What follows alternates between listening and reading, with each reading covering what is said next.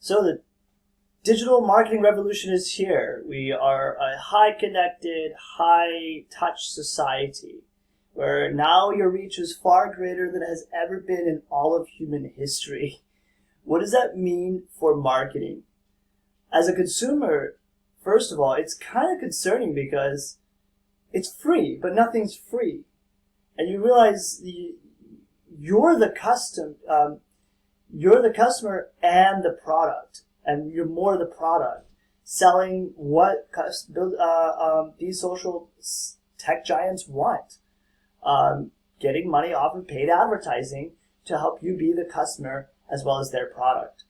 But what's amazing as a marketer is you have a lot of tools now.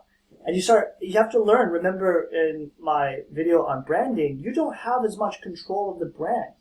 And that the brand is a phenomena that emerges like a culture over time, where there's a complex dialogue and there's banter in a way.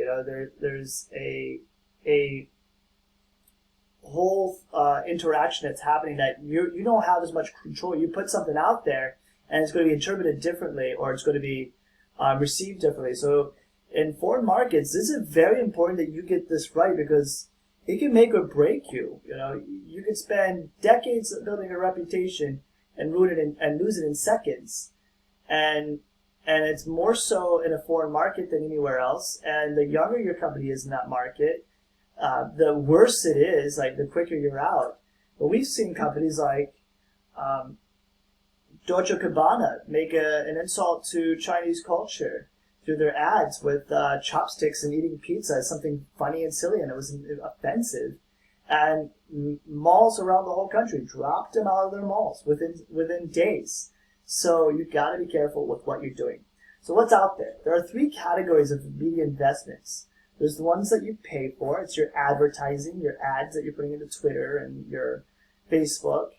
There's your owned media, the ones that you own and control, like a website, a wiki page, the blogs you post. And then there's earned media, what people are saying about you on your social media sites. And you have no control over that. So brand democratization is emerging now. The lack of control, the earned media reviews. Customers have higher expectations for brand transparency, and that you are honest with yourselves. When you're Nike saying you're here doing good for our country, you give the people a week off for the COVID or something, and then you have trafficking issues with Uyghurs in China, that's not fair. Or Apple says we're going to shut down for a week, and you got people in Foxconn factories working 40, not 40 hours a week, but working 100 plus hours a week. So, and they never get vacation. So people want you to be honest with them and be fair with them.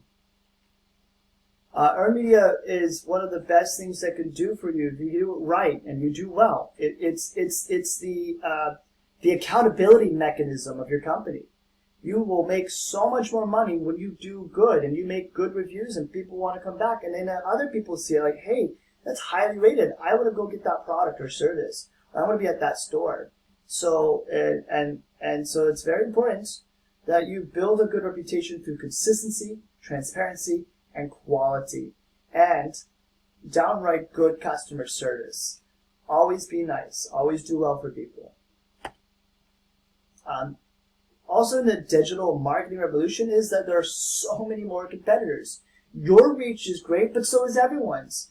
You're now competing with, you're thinking, you're excited, I'm a small business owner in California and I'm selling my product online, I get more people. Well, now I'm selling and competing with somebody in Texas and somebody within Georgia selling the same thing. Imagine on an international platform. So it's even much more difficult.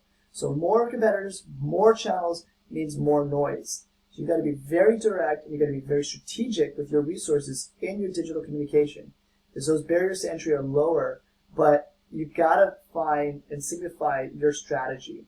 So you have to produce relevant messages. Understanding your customer is extremely important, and making the content visible where they are, where they're spending time. And make sure it's accessible. So when they're ready to go to your website, they can make the sale. They can connect to you. They have a process. You're working with their buying process. So there are three things that happen in the brand visibility online. The first one that we're most traditionally used to is the first moment of truth. It's that 3 to 5 seconds the customer has with you. They're touching your product for the first time on a shelf. They're feeling the jeans, for example, or they're smelling the herbs in the store, or they're touching the iPhone for the first time. The impression you make in those 3 to 5 seconds is paramount. That's why Apple spent so much money on their shops, their boutique shops around the world, because they want you to come in and feel a very specific way. That first moment of truth. And then you have that second moment of truth, the purchase that they actually made. They're at home experiencing it. You're going to make or break it. If their quality is good, there's your reviews. There's your earned media. And if it's bad, well, you got a crisis on your hands. So always keep that in mind. In online, it's slightly different. We have this zero moment of truth. The customer's initial buying process starts. They're in charge. It's very emotional. I have a need. Maybe I need to find, I'm struggling with a shipment. I can't get these products out the door to a certain market, so now I need a freight forwarder.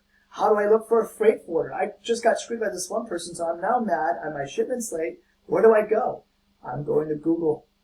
I'm asking friends. I'm asking other business partners who I've worked with, so that they can tell me where they've gone. It looks like this. Their moment of truth is, they're starting with a basic search. Then there's the word of mouth. Then there's this emotional idea that I think I found the right thing, and then they reach out to you.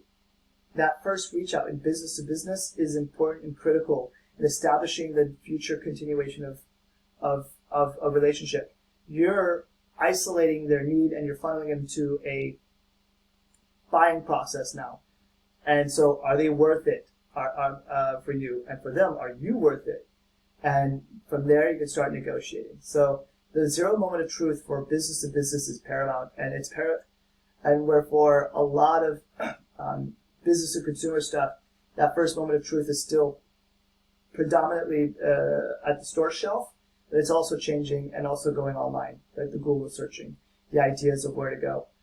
Germans, for example, will go online to do their zero moment of truth on how to vacation, where they want to go, what they want to do, price ranging, budgeting. And they can concoct a more fair, transparent image of where they want to go and how much they're going to spend. But then they go to the tour operator, they go to the tour agencies where they do their final purchases, the traditional buying process. They don't buy online. Typically, it's still very dominated by the tour operators because people over there like to buy in person. So, because it's credible. You will find credibility online is hard to sell or hard to earn in other countries like China or Germany compared to it is in the United States. Then you have search engine optimization. How else do I increase my visibility? I have to understand that the experience starts at the search engine. So how do I appear higher?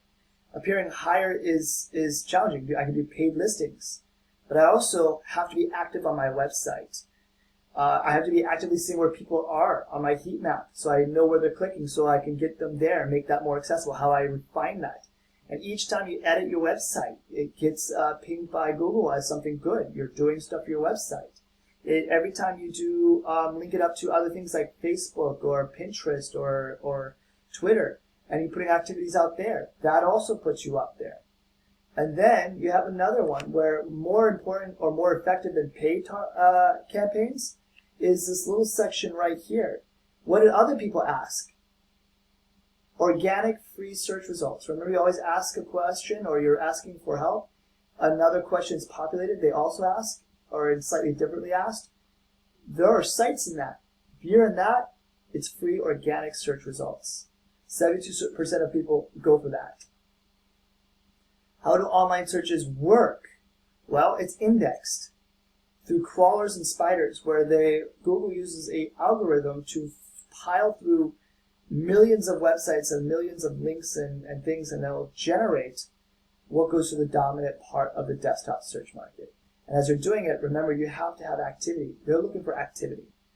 So the more active you are is one of the more weighted mechanisms in getting to the dominant search market.